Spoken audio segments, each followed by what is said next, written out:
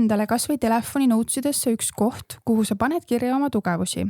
Kuidas neid siis sinna kirja panna, küsimus on ju. Esiteks, mõtle ise, milles sa oled komplimente saanud, milles sa tunned ennast ise enesekindlalt, mida sa naudid teha, ma ei tea, mis on sul hästi välja tulnud, mille eest sa oled saanud kas või hea hinde või kiituse või päriselt, mida tehes sa tunned, et sa unustad ära, et aeg eksisteerib, mida ma nii väga naudin. Ja see võibki olla videomängude mängimine, see võibki olla jalka mängimine, ükskõik mis. Ja järgmise sammuna küsi enda lähedaste inimeste käest, kuule, ma siin proovin mõelda, mis on mu tugevused, et mõelda, mis tööd ma teha tahaksin. Kas sa võiksid korra peegeldada, mis sa oled märganud minu puhul, et mul tuleb hästi välja?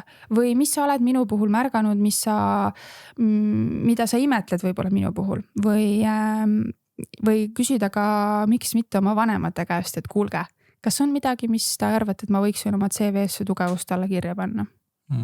Sest teised inimesed näevad meid nii teistmoodi kui meie ise ja me vahest unustame ära, et meil on võimalik oma lähedastelt saada nii palju sisendit selle kohta, mida me teeme hästi.